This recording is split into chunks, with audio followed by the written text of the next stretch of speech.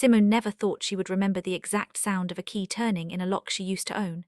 It was a Tuesday evening in October, the kind of evening that smelled like rain that hadn't fallen yet, and she stood on the sidewalk outside a house she had chosen the paint color for, watching her husband's silhouette move behind the curtains with a woman whose laugh she had known since childhood. That laugh belonged to her younger sister.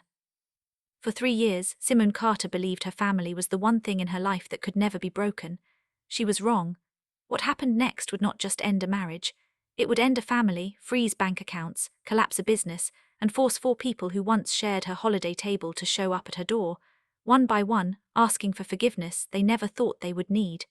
This is the story of how one woman's silence became the most devastating weapon her family had ever faced. Before we dive deeper, let us know in the comments where you're watching from. We'd love to hear from you, and don't forget to hit that subscribe button so you never miss any of our upcoming videos. By the time this story reaches its end, you will be asking yourself a question that has no easy answer. If the people who were supposed to love you unconditionally chose someone else's comfort over your pain, would you have done what Simone did? Or would you have stayed quiet, the way so many women are taught to stay quiet, and let the betrayal fade into something everyone agreed to forget? Simone did not choose forgetting. She chose something colder, something far more calculated, and it would take almost 2 years before anyone outside her lawyer's office understood exactly what she had done. Here is what we know so far. Simone Carter was 34 years old, married to a man named Darnell Carter for 6 years, when she discovered that her younger sister, Jasmine Odom, had been seeing her husband behind her back for several months. That much on its own is a story we have all heard before. A husband strays, a sister betrays, a marriage ends in a blaze of arguments and slammed doors. But what makes this story different is what came after the discovery. Simone did not scream. She did not throw anything. She did not even cry in front of anyone who could see her. Instead, she went quiet, and that quiet would end up costing her family everything they thought they had left. To understand how a family ends up here, you have to understand who they were before any of this happened. Simone grew up in a working-class neighborhood outside Charlotte, North Carolina, the older of 2 daughters born to Vivian and Curtis Odom. From the outside, the Odom family looked like the kind of family people envied. Sunday dinners every week without fail. A mother, Vivian, who posted family photos online with captions about blessings and gratitude. A father, Curtis, who worked 31 years at the same manufacturing plant and never missed a birthday. But inside that house, there was a dynamic that Simone had felt since she was a little girl, one that she rarely spoke about out loud because naming it felt disloyal. Jasmine was the favorite, and everyone in that family knew it, even if no one would ever say it directly. It was not that Vivian disliked Simone. It was subtler than that. Jasmine was the one whose accomplishments got announced first at dinner. Jasmine was the one whose problems became family emergencies, while Simone's problems were treated as things she should simply handle on her own because she was, in Vivian's words, the strong one. Being called strong sounds like a compliment until you realize it is often just a polite way of saying no one is going to check on you. Simone carried that role for 3 decades. She built her own success quietly, working her way into a stable career in property management, marrying a man who seemed steady and kind, and never once asking her family for anything she didn't absolutely need. She thought that quiet strength would be respected. She had no idea it would eventually make her disappearance so easy for everyone to accept. The gap between the 2 sisters had not always felt like a gap. When they were children, Simone remembered a version of Jasmine who followed her everywhere, who wanted to wear the same shoes, read the same books, sit beside her at every family gathering as though proximity to her older sister was its own kind of safety. It was only as they grew older that Simone began to notice how differently the same behaviors were received depending on which daughter displayed them. When Simone brought home a report card full of high marks, Vivian would nod and mention it briefly before moving on to the next subject. When Jasmine brought home a report card with far more modest results, Vivian would call relatives to share the news, framing every small improvement as proof that Jasmine was finally coming into her own. Simone learned early that her achievements were expected, while Jasmine's were celebrated, and there is a particular kind of loneliness that comes from being the child nobody worries about. Darnell Carter entered Simone's life at a mutual friend's engagement party 9 years ago. He was easy to talk to, ambitious in a way that felt grounded rather than reckless, and within a year they were building a life together. Darnell ran a small but growing logistics and transport company, one he had built from a single delivery van into a fleet of 11 trucks by the time he and Simone married. Simone believed in that business almost as much as she believed in him. She helped him organize contracts in the early years. She sat beside him at the kitchen table doing invoices when he couldn't afford an accountant. What very few people knew, not even Vivian or Curtis, was that Simone's name was legally attached to a portion of that company's ownership structure, a decision made in their second year of marriage, when Darnell needed a cosigner to secure a business loan he could not get on his own. At the time, it felt like nothing more than paperwork. Neither of them imagined it would someday become the single most important detail in the unraveling of their marriage. Those early years of the marriage were, by every account Simone gave later, genuinely happy ones. Darnell worked long hours, often leaving before sunrise to meet drivers at the depot, and Simone would frequently drive out to bring him dinner so they could at least share a meal together, even if it happened in the cab of a parked truck. She remembered feeling proud watching him grow the business, proud of the fact that her own signature on that early loan had helped make it possible. Friends who knew them during that period described a couple who seemed unusually well matched, who finished each other's sentences at dinner parties, who seemed to genuinely enjoy each other's company even after years together. It is part of what made the betrayal when it came so difficult for people outside the family to reconcile. Nothing about the marriage from the outside looked like it was heading toward collapse. Jasmine, 5 years younger than Simone, had always orbited close to her older sister's life, sometimes admiringly, sometimes with a quiet resentment that Simone chose not to examine too closely. Jasmine struggled to find steady footing in her 20s, moving between jobs, relationships, and short-lived plans that never quite became careers. Simone, ever the strong one, helped where she could. She let Jasmine stay with her and Darnell for 4 months after a lease fell through. She helped Jasmine get an interview at Darnell's company, where Jasmine eventually took a part-time administrative role, handling scheduling and driver logistics. It seemed at the time like family taking care of family. Nobody in that house imagined that proximity would become opportunity, and that the sister Simone trusted enough to hand a set of house keys to would use that trust to slowly, carefully, take her place. The role at the company was supposed to be temporary, a way for Jasmine to earn steady income while she figured out what she actually wanted to do with her life. Instead, she proved surprisingly capable at the work, organizing driver schedules more efficiently than the person before her, catching billing errors that had gone unnoticed for months. Darnell began relying on her more, first for scheduling, then gradually for tasks that touched the financial side of the business, approving reimbursement requests, verifying delivery manifests, communicating directly with clients when Darnell was unavailable. Simone watched this unfold with genuine pride at first. It felt like proof that her decision to bring Jasmine into the business had been the right one, that she had finally found a way to help her sister build something lasting. She had no way of knowing that the very trust she extended, both to her husband and to her sister, was quietly becoming the foundation for their betrayal. Looking back, Simone would later tell people there were signs, small ones, easy to miss if you were not looking for them. Jasmine began staying later at the office, handling tasks that did not require her to stay past 5. Darnell's phone, once left carelessly on the kitchen counter, started disappearing into his pocket the moment he walked through the door. Small comments started to feel different in tone. Jasmine would mention something about Darnell's day that Simone had not yet heard from Darnell himself.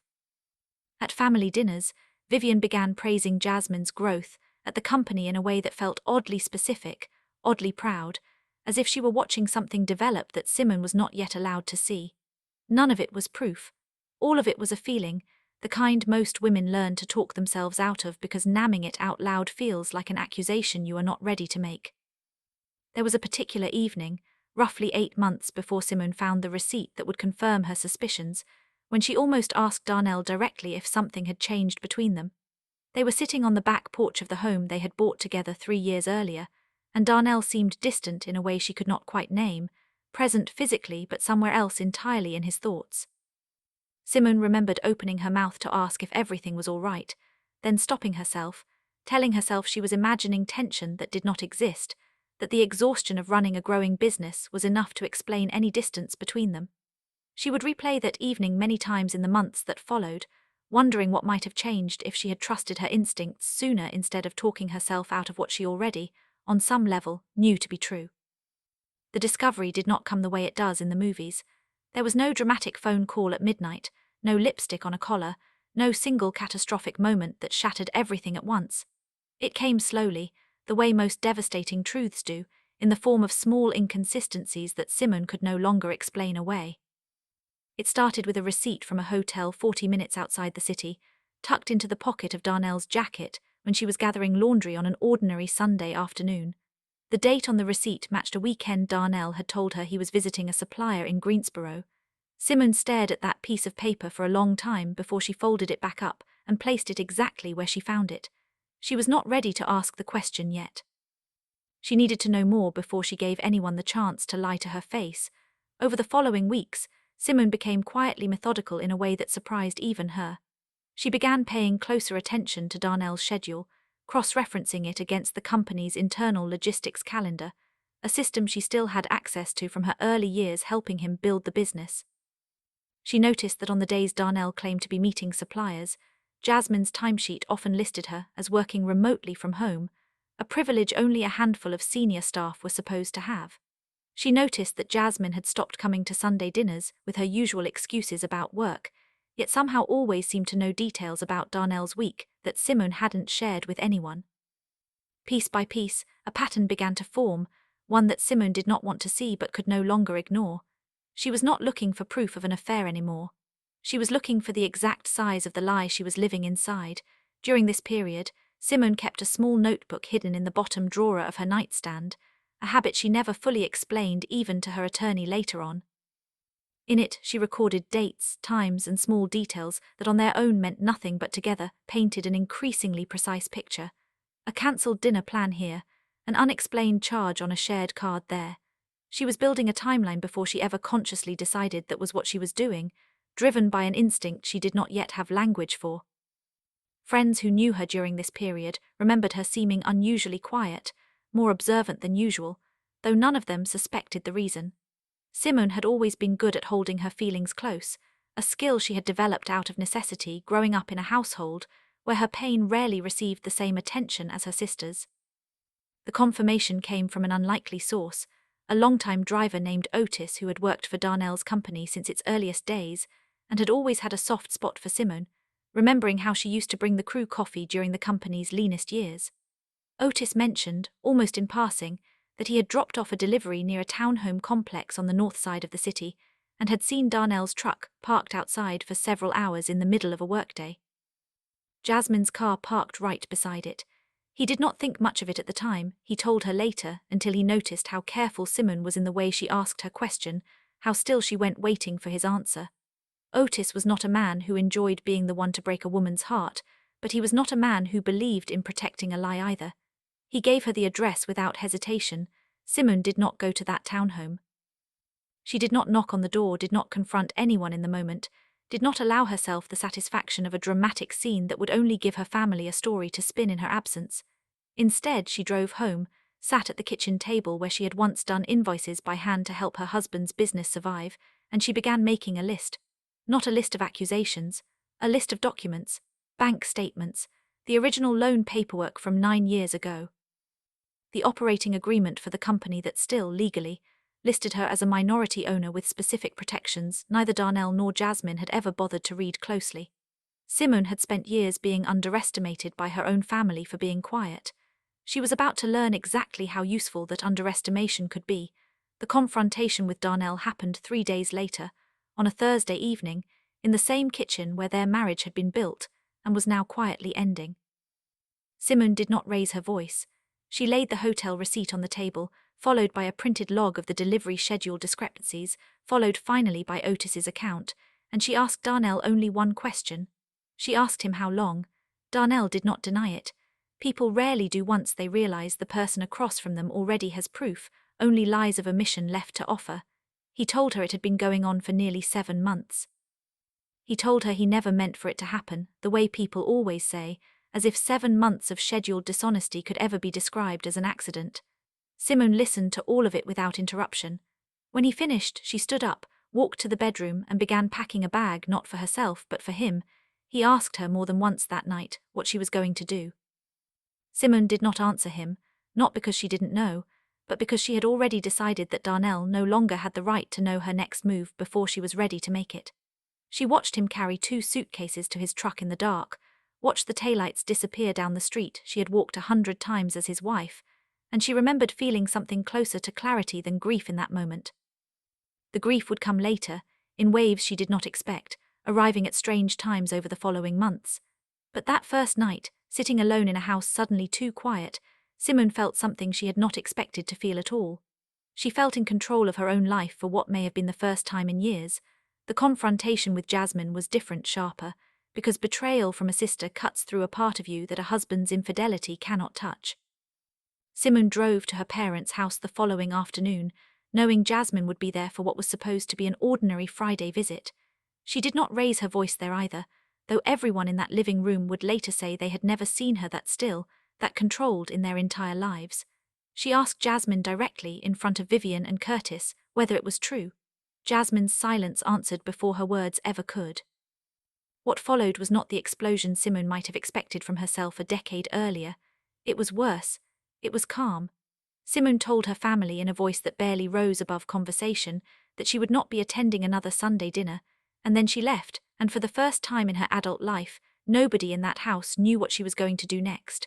What none of them understood in that moment was that Simone's calm was not the absence of pain. It was the presence of a decision already made. She had spent that entire drive to her parents' house rehearsing exactly what she would say and exactly what she would not say, understanding instinctively that anger given away too freely in that living room would only become a story her family told about her later, evidence that she had overreacted, evidence they could use to justify their own eventual forgiveness of Jasmine.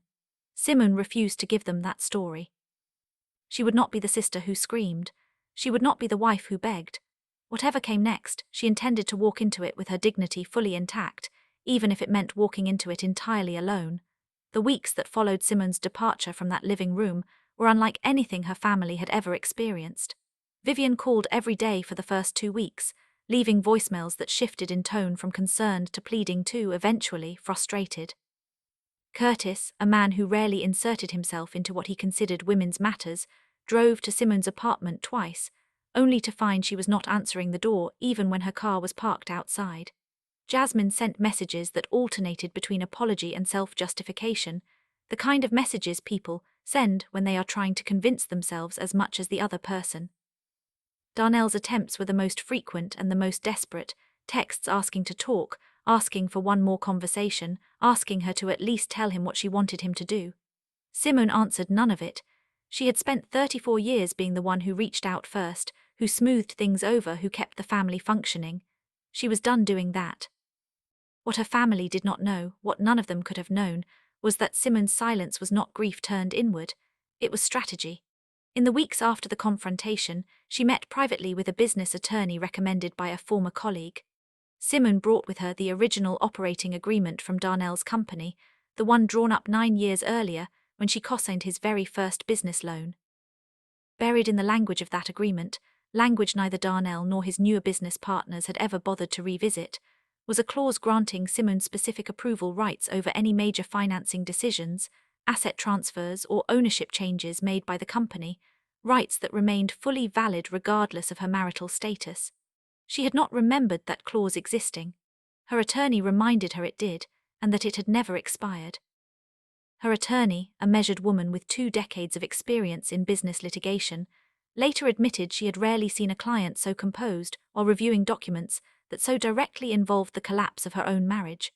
Simone asked precise questions about enforceability, about timelines, about what specific actions would trigger her approval rights under the agreement. She wanted to understand not just what she was legally entitled to, but what she was legally required to disclose and when. Her attorney explained that she was under no obligation to notify Darnell of her intentions unless and until a triggering event occurred, meaning Simone could simply wait, continue living her life, and allow the business to proceed as it always had, right up until the moment Darnell needed her signature for something significant. Simone left that meeting with a plan that required nothing more from her than patience, a resource she had spent her entire life quietly stockpiling. For months, Simone said nothing to anyone. She let her family believe she was simply withdrawing to heal, let Darnell believe she was too devastated to engage, let Jasmine send message after message into a silence she assumed would eventually break out of loneliness.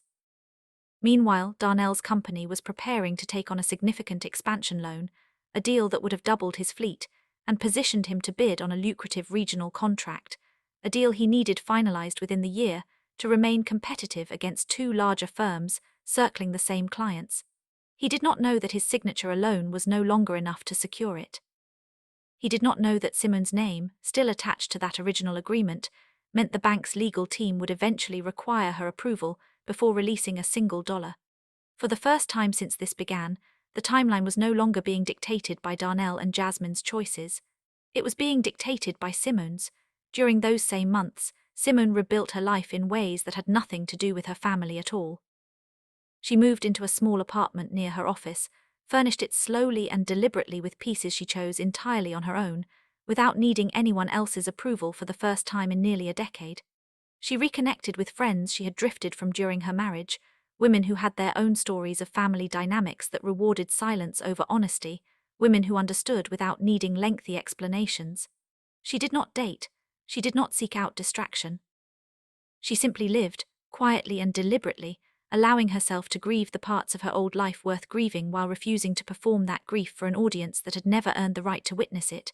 The unraveling began quietly, the way these things often do, with a phone call from Darnell's loan officer asking why a required signature was missing from the closing documents.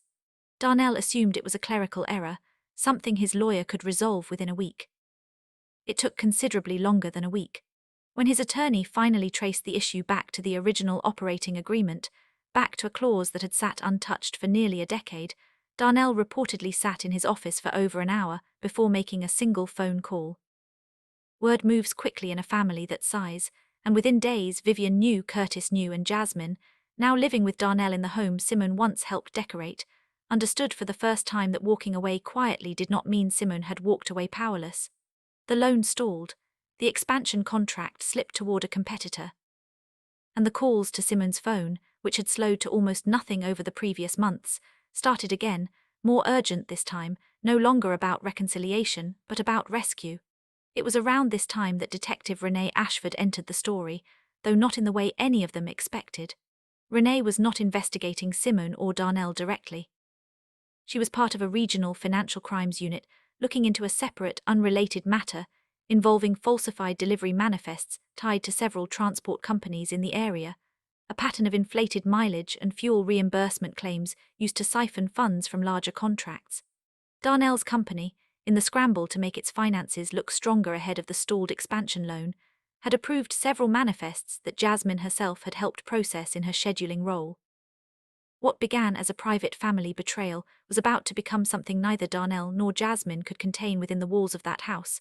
And Simone, whether she intended it or not, was no longer the only person paying close attention to the numbers. Detective Renee Ashford's investigation had started nearly a year earlier, long before Darnell's expansion loan ever stalled, and it had nothing to do with a marriage falling apart. Her unit had been tracking irregularities across a handful of mid-sized transport companies in the region, flagged after an anonymous tip about inflated fuel reimbursements tied to a shared third-party logistics vendor.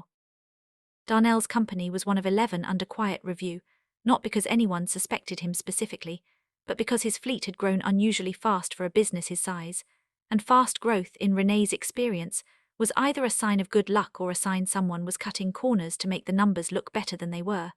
What made Darnell's file different from the others was a name that kept appearing on manifest approvals for shifts she was not scheduled to work. That name was Jasmine Odom. Jasmine had not set out to commit fraud. What began as a favor, approving a manifest early so Darnell could make a deadline, adjusting a mileage log because a client complained about a delayed shipment, slowly became routine, then expected, then necessary to keep the numbers looking the way Darnell needed them to look ahead of his expansion pitch to investors. She told herself it was harmless, a rounding error here, a generous estimate there. She did not fully understand. Until Renee Ashford's team requested an interview, how many of those small adjustments had accumulated into a pattern serious enough to warrant a federal referral. Wire transfers tied to reimbursement claims that crossed state lines took the matter out of local jurisdiction entirely. What Jasmine had treated as loyalty to the man she loved was about to be treated by federal investigators as something with a much heavier name. Renee Ashford's approach to Jasmine's initial interview was deliberately calm, a tactic she had refined over many years of financial crimes work. She understood that people who commit fraud through incremental compliance, rather than a single dramatic decision, often do not see themselves as capable of the crime they are being questioned about. Jasmine reportedly broke down partway through that first interview, insisting repeatedly that she never intended to hurt anyone, that every adjustment felt small and justified in the moment it was made. Renee had heard versions of that same explanation many times before. She did not doubt that Jasmine believed it. She also understood that intent and consequence rarely align neatly in cases like this one, and that the wire transfers crossing state lines meant this was no longer a matter she alone would be deciding the outcome of. The subpoena arrived at the company's offices on a Wednesday morning, and within hours, Darnell understood that the stalled loan was now the least of his problems. Renee Ashford's team needed financial records dating back 3 years, including the original operating agreement that had already caused him so much trouble, the same document that listed Simone as a minority owner with standing approval rights. In a cruel twist neither Darnell nor Jasmine saw coming, the very clause that had frozen his expansion loan now meant Simone was legally entitled to review the exact records investigators were requesting, records that would show precisely how deep Jasmine's involvement in the falsified manifests actually went. Darnell's attorney delivered the news plainly. Without Simone's cooperation, untangling ownership and liability in time to protect the company, and potentially protect Jasmine from the harshest possible charges, would be nearly impossible. It was Vivian who made the first call, not Darnell, not Jasmine, but the mother who had spent Simone's entire childhood treating her as the strong one who needed nothing. Vivian's voicemail that day was unlike any she had left before, no mention of family, no mention of forgiveness, only a trembling request that Simone call her back because, in Vivian's words, "Your sister could go to prison." Simone listened to that message 3 times before deciding whether to respond at all. For years, she had absorbed the label of strong silently, without complaint, while Jasmine's every stumble became a family emergency requiring everyone's full attention. Now, for the first time, the emergency belonged to Jasmine alone, and the only person who could soften its impact was the daughter Vivian had never worried much about. Curtis reached out next, then Darnell himself, each message more urgent than the last, each one circling the same unspoken request. They needed Simone's signature. They needed her cooperation with investigators to demonstrate that the company's ownership structure was more complicated than it appeared, that responsibility for the falsified manifests could be traced more narrowly, that Jasmine's role, while real, was not the orchestrated scheme prosecutors might otherwise assume it to be. Simone, for the first time in over a year, found herself in a room with all 4 of them at once: Vivian, Curtis, Darnell, and Jasmine, gathered in her attorney's conference room, no longer asking her to come back to the family. They were asking her to save it. Simone sat at the head of that conference table and said nothing for a long moment, long enough that Vivian later described it as the longest silence she had ever endured in her life. She looked at her mother, who had spent 3 decades treating her strength as something that required no tending. She looked at her father, who had driven to her apartment twice and never once asked what she needed, only what the family needed from her. She looked at Darnell, who had built a life on her trust and spent it without asking permission. And she looked at Jasmine, the sister she had once given house keys to, now facing consequences that no apology could undo. Simone's attorney had already explained her options in private. She could refuse to cooperate entirely and let the company collapse under its own weight, taking Jasmine's fate down with it. She could cooperate fully and rescue them all as if nothing had happened, or she could do something far more precise. What Simone chose surprised everyone in that room, including in some ways herself. She agreed to cooperate with investigators, providing the ownership records that clarified the company's structure, but she did so in a way that protected herself first, formally severing her name from the business entirely as part of the agreement, a condition her attorney built directly into the settlement. She would no longer hold any stake, any liability, or any connection to whatever came next for Darnell's company.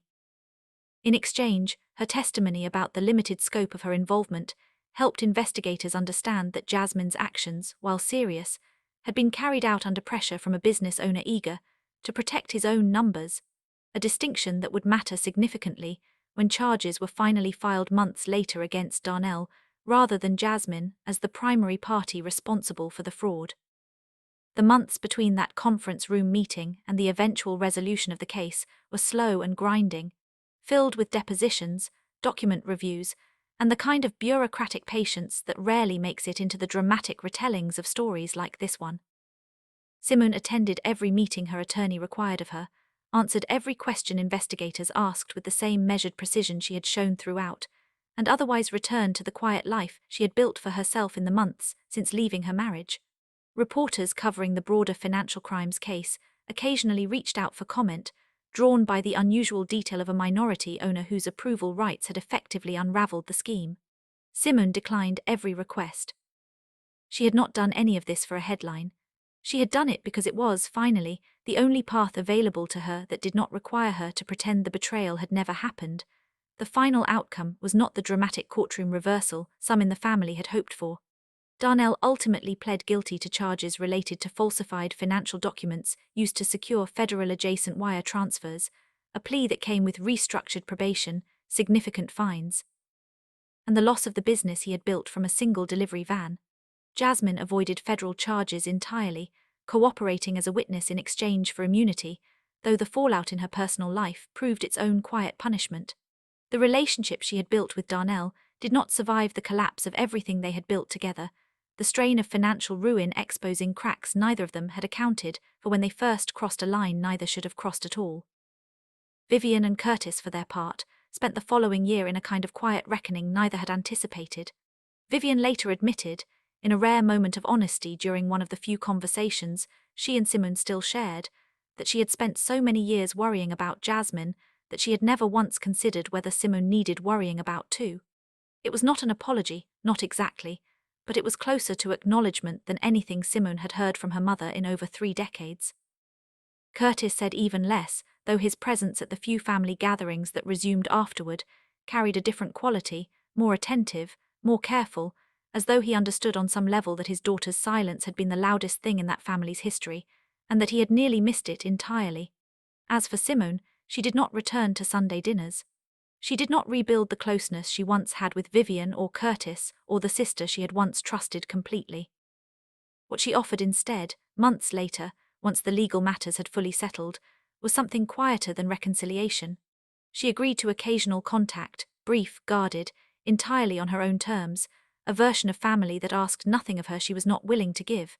It was not the ending anyone in that family had once imagined for themselves. It was perhaps the only ending that finally reflected who had truly been protecting whom all along. Was this justice, or was it simply a different kind of loss, one that left every person in that story permanently changed in ways money and legal settlements could never fully repair? If your own family chose someone else's comfort over your pain the way Simone's did, would you have walked away in silence the way she did, or would you have fought to be heard the moment you found out the truth? Let us know in the comments section where you are watching from, and if this story kept you on the edge of your seat, make sure you are subscribed so you never miss the next real story of betrayal, justice, and the families they leave behind.